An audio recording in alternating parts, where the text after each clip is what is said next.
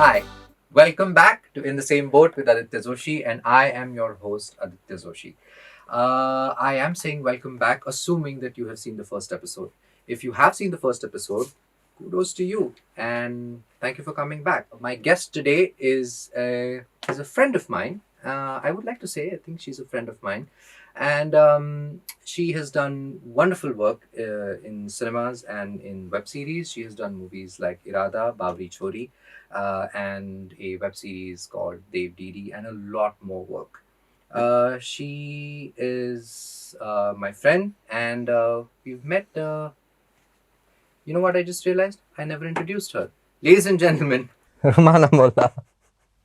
Hi, Rumana. Hi. That was, I don't think that was a good introduction, was it? It represents you. Not being good represents me. No, That's no, the I best. didn't say that. I didn't say that. That's the best description I could have ever gotten. Not being good represents me. No, and it random. represents- I meant random. You meant random. Yes, random, Yeah. random, very random. Speaking of random, you are one of the most random people I've ever met, because some of our conversations have always been very, very, very weird, random texts that I kid you not. Do you remember any of those text conversations? Should I? Yeah, please. You should. Yeah, I do remember. I remember that, we speak a lot about shows, what we're Yes. watching. You make recommendations. I don't follow through. I make recommendations and you watch them, and then I feel guilty. Yeah. So, I think also sometimes you just randomly text me about some character and how you Yeah. like them. Mhm. So you like to show off that you're like this diligent student who has done his homework and Absolutely. I think one of my favorite things to do is make other people feel bad. you do that really well. No, but yeah, I mean, but I did call you my friend in the introduction. And do you think that's true? Yeah. Yeah, right? Yeah. I think so. Yeah. I think it's true. But you, obviously, I mean, you have a really good body of work. And I wanted to, firstly, congratulations, you have done your directorial debut. Thank you. And what was that like? How was it transitioning from, because you've also written the film. Yeah. I mean, we'll talk about your acting jobs and acting work.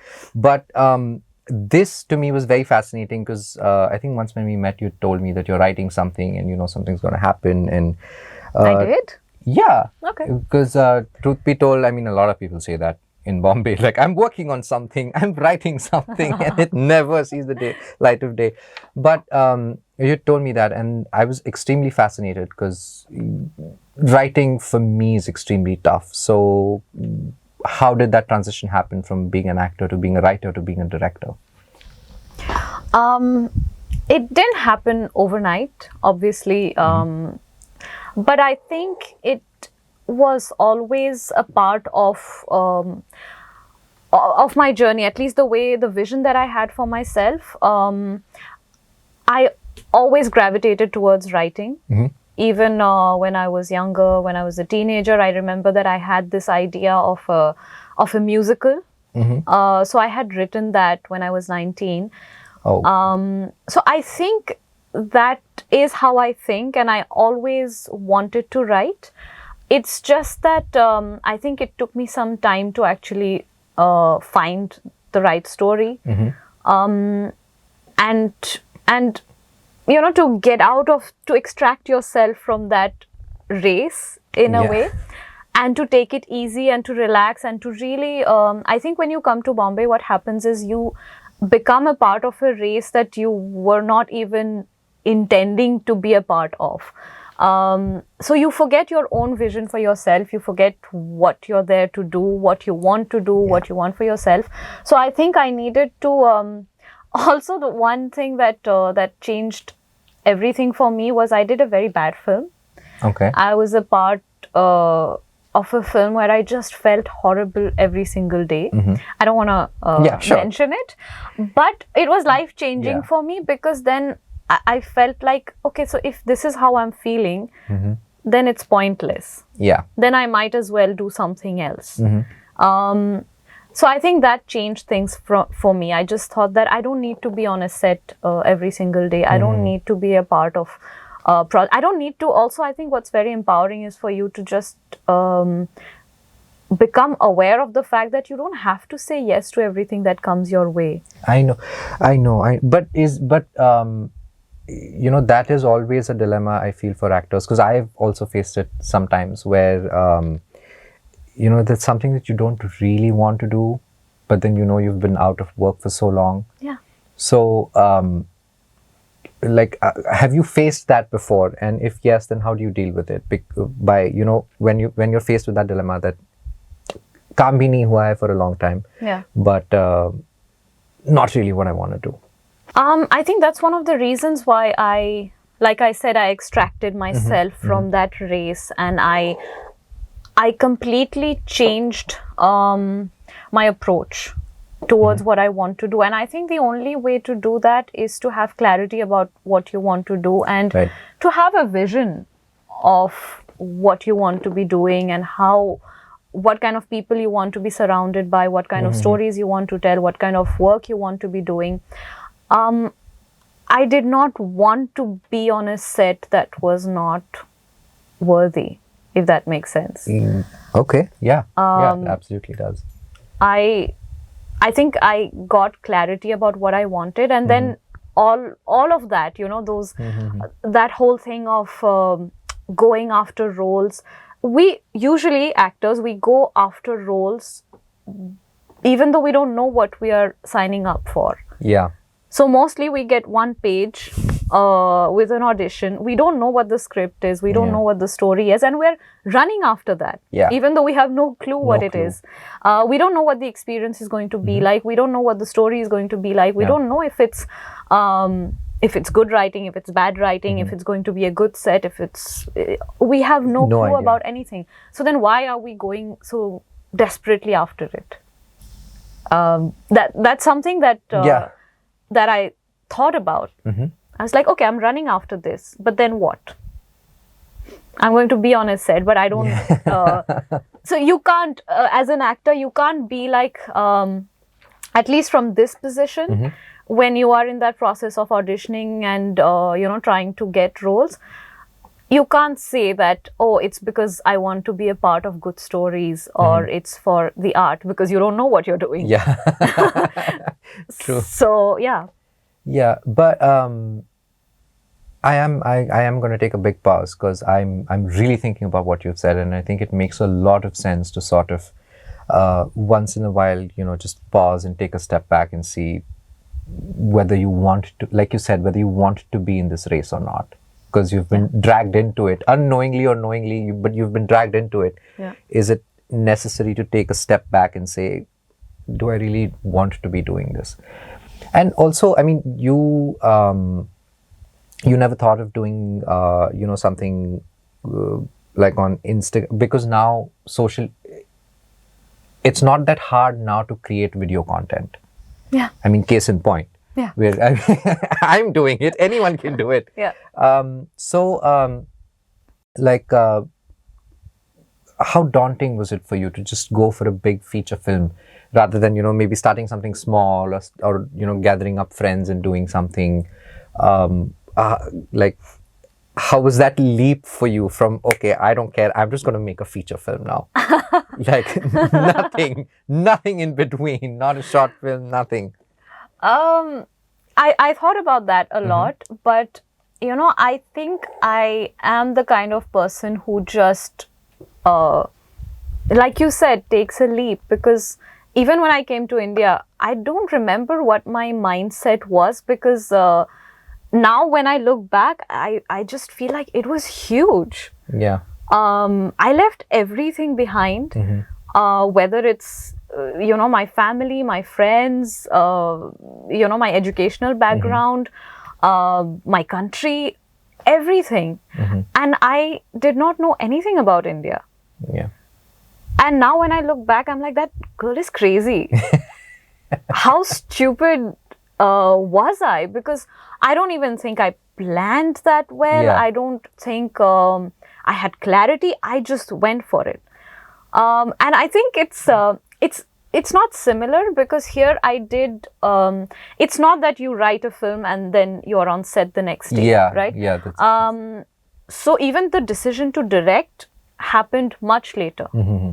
So I wrote the script, and then it took me 4 years to actually go from the script to reach a set. Mm-hmm.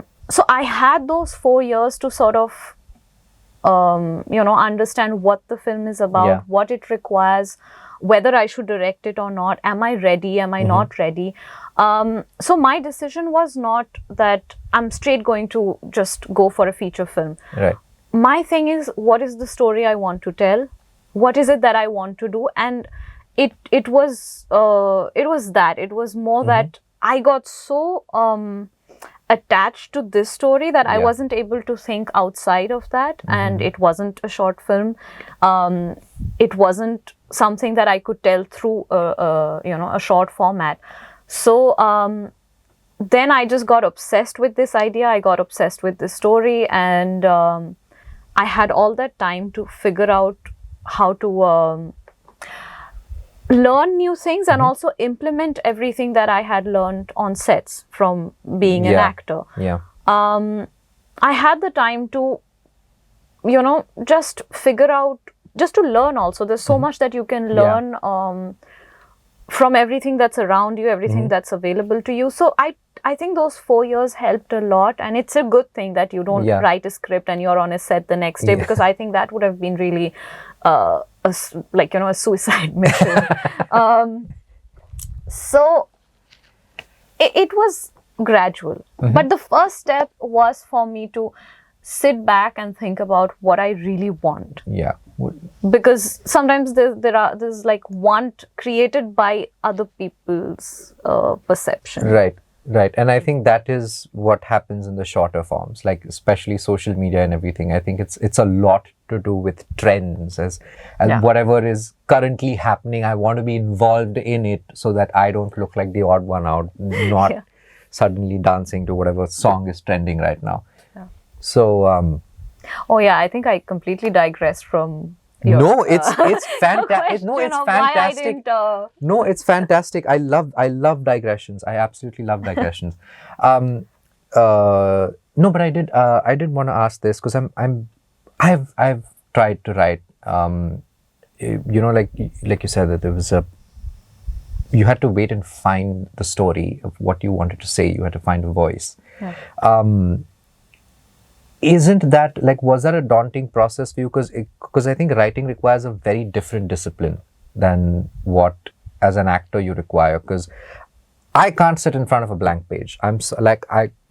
Nope, tried it several times, wrote stuff, hated it, and I also read that you are going to hate your first draft and you're going to hate this and hate that, but keep writing. I was like, nope, not happening, can't do it. But did you face that, or did you ever feel that maybe I can't do it, or you were like, no other option, I have to do it? No, for me it was very different, because first I had this idea and I waited. So I don't write. It depends, right? So because I'm writing my second feature right now, so the process has been very different. The first one, I feel like I had the whole thing in my head. I had the ending in my head from the beginning. I knew what the last line was going to be. I knew what I knew the graph. I knew the characters. I knew everything even before I sat down to actually type, which is usually what happens with me. I don't sit and figure out what I'm going to do. Maybe I'll come up with scenes and different things, and I figure out certain things while sitting down and writing. But mostly I know, firstly, what I want to say through it. I cannot write something just for the sake of it, and if it's not in some way or the other my voice, something that because at the end of the day it's communication, right? It's something that for me, the way I look at it when you're making a film is it's kind of like your footprint on this planet, because it's going to outlive you, right? So it's going to stay, and for me it cannot be something empty or frivolous, and I don't mind watching that kind of Yeah. content. I have no qualms about admitting that. But for me, my need is that it has to be my voice. Somewhere Yeah. I have a voice, I have certain things that I believe.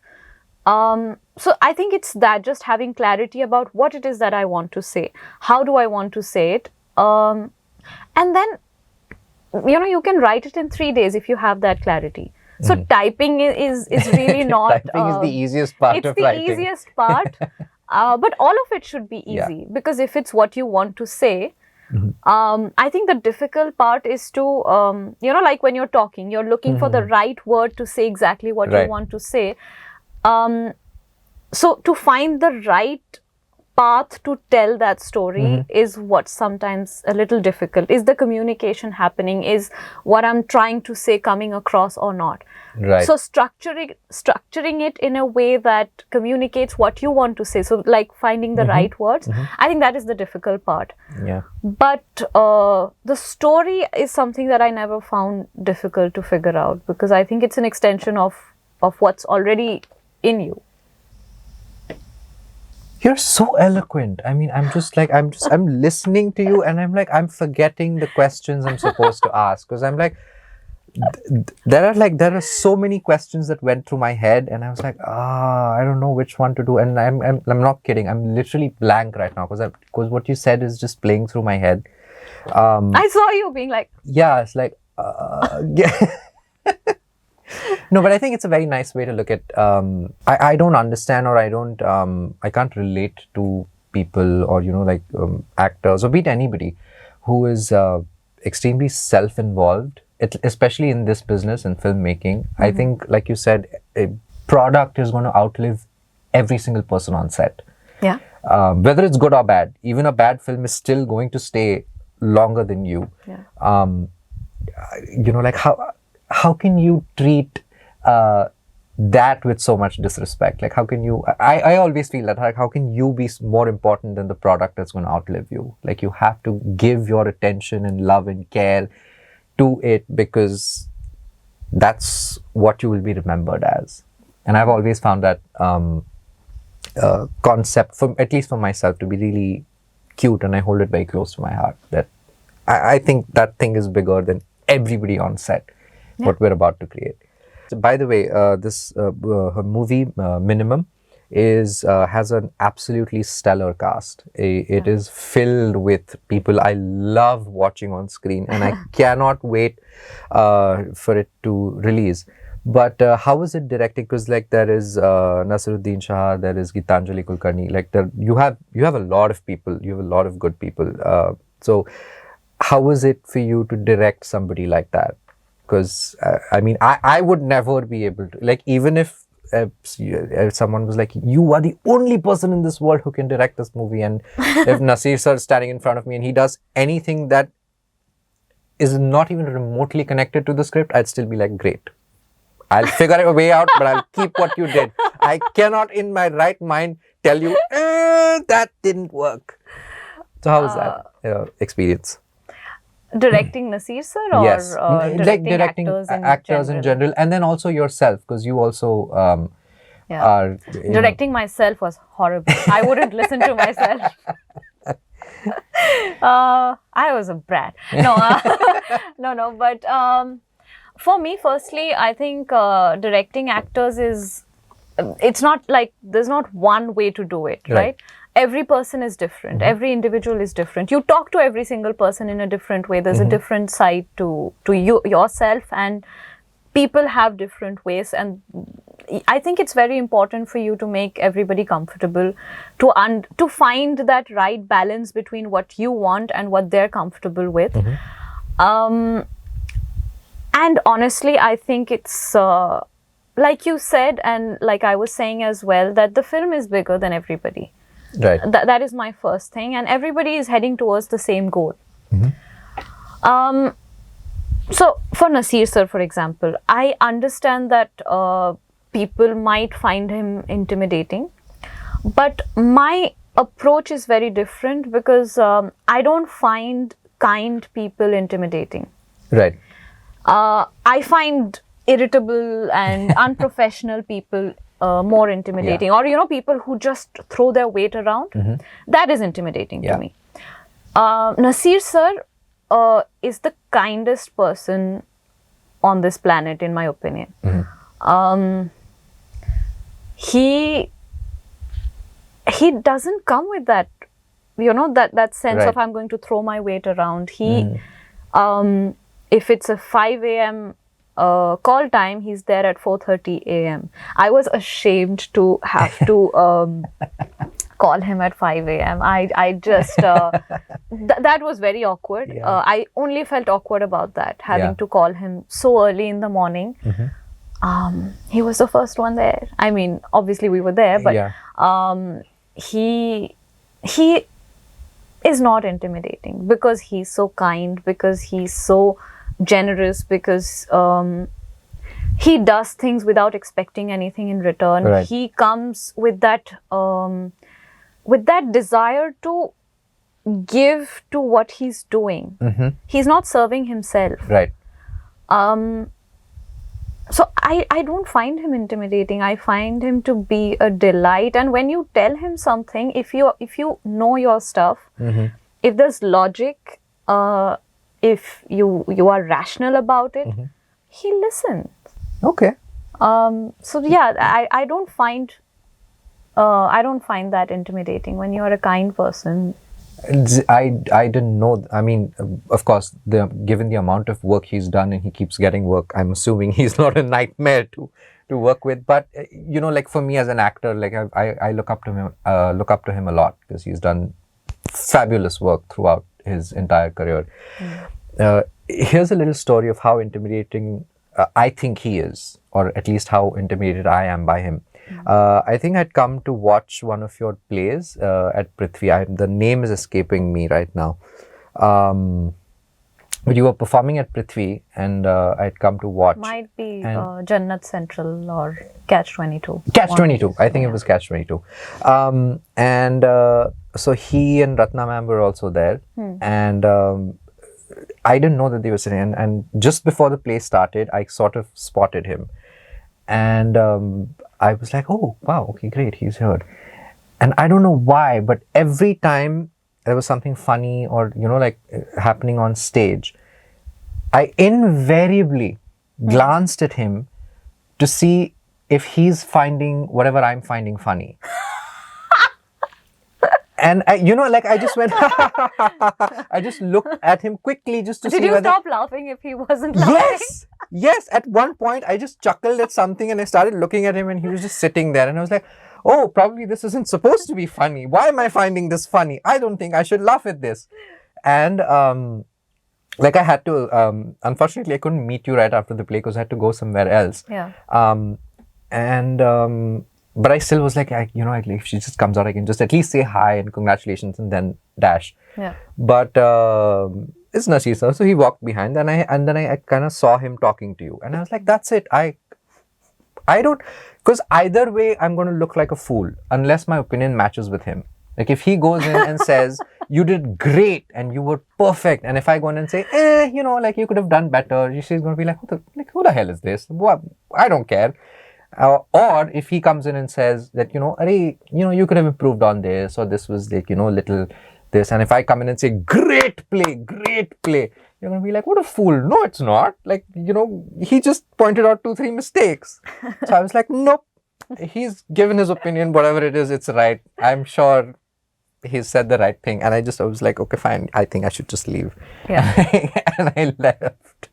So that is how intimidating I think he is. But I'm sure he's a sweetheart, like as you said, because you have worked with him and I haven't. He is a sweetheart. He is, in my opinion, he's just the best person to work with. I'm sure, and I sincerely do hope I get to work with him at some point, because I think it would be a delight. I hope everybody gets to work with him, which is probably not possible. And the reason I'm saying this is because I think it elevates your work ethics. Honestly, like I feel like I'm very fortunate to have had the opportunity to work with him. But I feel like if everybody gets to work with him, then the industry will become a better place. I feel like he has that thing of people who work with him will learn from him, Yeah. and then invariably it will make It'll make everyone better. Yeah. If people are willing to learn, from people around them. Absolutely. And I think this is a good segue into the next thing I want to talk to you about, which is talent's selection. Yeah. Jo hua tumhara. Yeah. How did that happen? Like, because it's very it's very niche. Like when I was at first when I read it, I was like, oh, I think I've heard of this. And then when I went and researched it, I was like, holy crap! Like that's some big achievement. I mean, seriously, congratulations on that. Like, Thank how you. did that come about, and how did you feel when you found out that? I think it's one of the most revered places to get selected in. Yeah.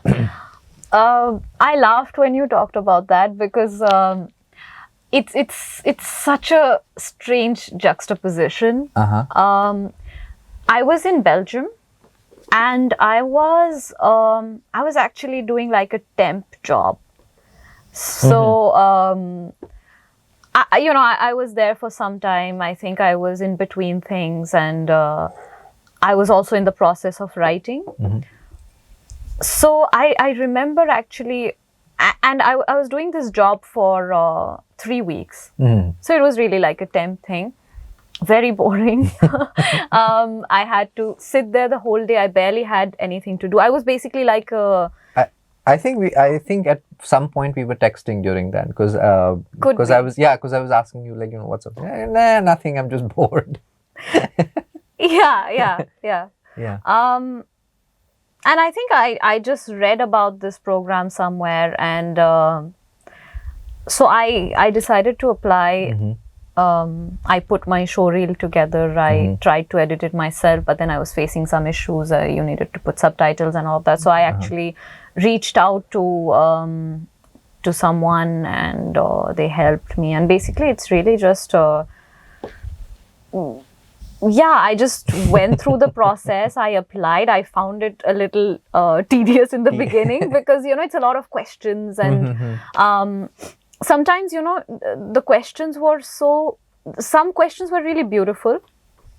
And you really get to pour yourself into that. If it's open questions, it's really interesting also. It feels like you're exploring your own thoughts about certain things. So that was really, really fun. It's just something I tried. Honestly, I didn't put that much thought into it. I didn't. And usually, as an actor, you learn over time not to do something with, set expectations. You do something and then you forget about it. Like when you give an audition, you do it and then you forget about it. You don't wait. But is it easy for you to just sort of go and do an audition, whatever changes they ask, and then out, and that's it? If they call, it's fine. I'm not going to find out what happened to it. Now? Now. Because you don't always feel the same way. Now, yes. Now it's easier for you. But I'm sure that there has or had been a time where you were like, what, like 100%. 100%. I went through all of that. The funny thing is, I more or less stopped auditioning for ads at a certain point. The reason being that I realized that I started to get into this thing where I was auditioning for ads, and I was sometimes getting shortlisted, sometimes nothing. That message, I'm sure, release your dates. Really? That is... And I would get disappointed. And then, there was just this one time when I sat back and I was like, hang on 1 second. When I came from Belgium to Mumbai, I didn't even know about the fact that, actors could do ads. It was nowhere in my radar. That was not my goal. That was not my ambition. And then I was trapped in this vicious cycle, where you feel bad and then you go for it again and you feel bad for something that you don't even want in the first place. So I had that realization that this is not even something I'm interested in or something that I want. That's what I mean by when you come to Mumbai, you have these created desires that are not yours. Because ads ka, like, it's very interesting you brought up ads, because ads ka, mera experience ye raha hai that it happens way more frequently than, let's say, OTT shows or movies. Like, those auditions happen like way more than shows and everything. And for me personally, like, even I've reduced giving ad auditions because it's just a lot more like more consistent disappointment. You know, it's like you feel like you've given 20 auditions in the last month or two, and 19 of them have been rejections, or most likely in my case, all 20 of them have been rejections. Like, you know, the release the date, which is a nicer way of saying, nah. But, so, like, that is why I reduced it, because when it's an audition for a show or this thing, usually, at least now, this has started. I mean, have you seen this change in the last few years where पहले तो ऐसे होता था कि नहीं अभी चाहिए audition, like, you know, right now, like, I am calling you and I need right now, and most of the time, sometimes they won't even call you back. Like, the good casting agencies at least text you back and say, hey, sorry, it didn't happen. But are you starting to notice this change that now there is slowly, or at least are you now confident enough to say that, you know what, no, I'm not going to give it right now. I need a day, at minimum a day, because I need to prepare, I need to do this, I need to do that. Because ad ka aise nahi hai ki, you know, आओ and just be like ki ad ka sometimes, literally sometimes some of the auditions I've given are just, it's just that, and I'm like, what, you can't imagine me doing that. Why do I have to show it to you? But does that happen to you? Like, now do you draw the line somewhere and say that, sorry, I can't audition right now? Are you more comfortable letting parts go? 100%. 100%. I don't. Actually, I think I'm just more comfortable doing what I want to do. Simply put, if I don't feel like doing something for whatever reason, I don't do it. If I don't feel like this serves me, then I don't want to do it. Frankly, I probably put more energy into. So, for example, every week I go to this place called Artist Collective. I do scene work every Saturday diligently, and I spend time prepping for that. And you know, you're not in front of the camera. You're not getting anything out of it. I'm getting something out of it. So I do that. I work towards. It's not just me working towards my craft, and you know, it's also me reaping the benefit of, or at least doing what I want to do, because my thing is I want to act. Right, and here they provide an outlet. Every Saturday you have a bunch of actors coming together. You get a partner, you find a partner, you work with someone different every week. You get to perform a scene, you get to prepare for it. That's acting. Acting work is not just being in front of the camera or being on a set. So I prioritize that over auditions sometimes, because I find that more meaningful. I get more out of it. Personally, I reap something out of it. It sort of, I find that more fulfilling. And I realize also that everybody might not be able to do that, because it's also, when it's your livelihood, I also think that's very different. So I can sit here and say that I don't want to audition for ads, but I know that it's also money at the end of the day. But I didn't make much money out of it anyway. No, because that's like a few of my friends are also having this you know, problem or dilemma that even I have it. Like I said, you know, ki kaam nahi mil raha hai, so I don't really want to do it, but this is my livelihood. But I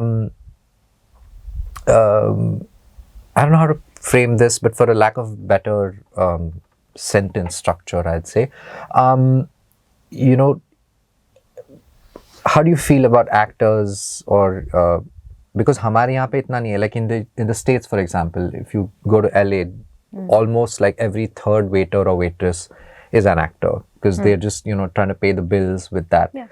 So, you know, how do you feel about because to have the liberty to do what you're doing, you need to have something else that you're doing so that you can just pay the bills until A source of you income. get a source of income until you get the job, the acting job that you want. Yeah.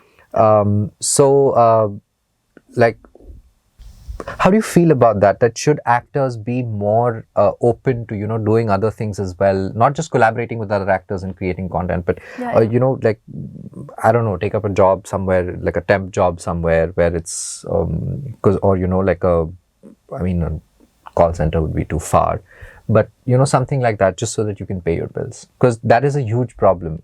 It is a Saying huge no to problem. work is, it's tough for a lot of people to say कि मुझे ये नहीं करना है, या फिर I'm not interested, so I'm not going to do it. Oh, yeah, 100%. I think I have, it's not that I think you should, I needed everything I did to reach this mental state where I feel like this is what I want. Yeah. You don't, like over time, you become a different person, and you're meant to become a different person. Yeah. If I was the same person I was, 10 years ago, there would have been no growth. That would be very sad. So I went through phases where, I didn't know how I was going to pay rent. I did various things. I think it's very important to, everybody has everybody has different goals. Right? And everything depends on that. That's why I keep saying that I went back to what I wanted. That doesn't mean that what I want is right and what somebody else wants is wrong. Yeah, absolutely. So I needed that clarity about, this is what I want, this is how I can go about it, this is the best thing for me, for my well-being, for my happiness, because the end goal is not to be an actor. The end goal is my happiness. Yeah. I chose to be an actor because that makes me happy. Yes. But my end goal is, I'm very selfish. I want to be happy. I'm not serving anything or anyone else. I'm not serving, I'm not here to get approval or nods or, to have someone say, good. No, I'm serving myself. Yeah. I say that without any qualms that I'm a very selfish person. I want to be happy. And acting is a step towards that. Yeah. So if somebody else's goal is different, Yeah. they enjoy being on set. They don't, everybody doesn't have to have the same desires. Right. Maybe for them, just the experience of acting, the storytelling might not be as relevant to them. Maybe they find that fulfilling. Right. Being on a set and, doing various projects, being an actor. If that's exciting for someone, I think they should do that. Yeah. If they want to make that their livelihood, by all means. Yeah. It's a difficult, it's a difficult path. I was never, so when I started off, I wasn't able to pay the bills just by acting. So I remember that during the first, I don't know, like 6-7 years, I think, I was teaching French. Oh. Yeah. Oh, yeah, I know. I don't know why I acted surprised. Like, I didn't know you taught it, but I know you can speak French. Yeah. No, but that's, for me, that was my source of income. Okay. While I was trying to do acting work. And having that was a big asset. For me, languages have always been a big asset because they are that one thing that enabled me to survive for such a long time. I was able to pursue my passion because I had something to feed me while I was, pursuing my passion. So it's different. No, this is absolutely fantastic because I don't know, we haven't done too many episodes. This is just episode 2. But I hope all the guests, because our first guest, Gayatri, in episode 1, also asked one question, my job's done. I just sit here sipping my coffee because I get, and it's not I thought I wasn't a talkative person, apparently. It is, but I mean, no, you are a talkative person. At least, I mean, that's the impression I have. I mean, that's one of the reasons I called you. Because I was like, I don't want to do too much work. I just want to ask one question and hopefully you'll go on for 40 minutes and I can just sit here sipping my coffee. No, but you have said a lot of interesting things today, and I think this is sort of the crux of the show, because like, even though we've spoken, I don't think we've ever spoken about this, like the work and the ethic, or how you look at things, how you look at auditions, or how you look at this rat race, and that has been absolutely fantastic to hear from you. And Thank you. yeah, no, and actually thank you so much for being here. I think It was fun. it was a lot of fun. I hope you had fun. I did. Because yeah, because I mean, I just started this on a whim. Yeah. And I hope, people can take something from it. If not, well, if not, I don't think they've reached to this point, so who cares? Okay, so thank you so much for being here. Thank you for I having do me. have a little tradition that I want to start on this show. Okay. So, as you know, the show is called In the Same Boat. Yeah. The idea is that, we're kind of sailing away into conversation. So I'm going to give you a sentence, and you have to fill the blank in it. Okay. Okay. So, the sentence you have to say is, "My name is Rumana, and I felt." Sorry, I was going to say something. What? Say it. Say it. No, nothing. Yeah. Say it. This is going to eat me. Say it. That was the whole point. Just to torture you. Well, then you succeeded, because I'm going to think about this for the next 6 months. So you have to say, "My name is Dash, and I felt Dash about sailing in the same boat with Aditya." So you have to fill in the adjective Okay. in that sentence. So whenever you're ready, Okay. give it a shot.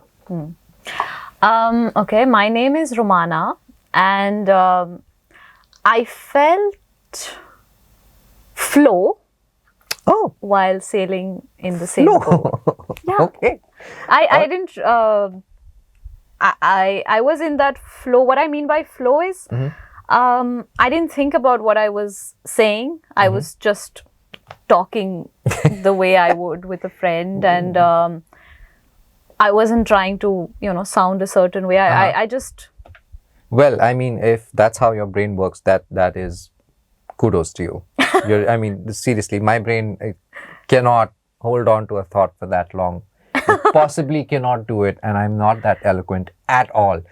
But thank you so much. Thank you once again for Thank being you. here. And please tune in. I don't know, what is the right word? Tune in? No, just open up YouTube and, see you next week. Until then, like, comment, and subscribe and share. Thank you so much.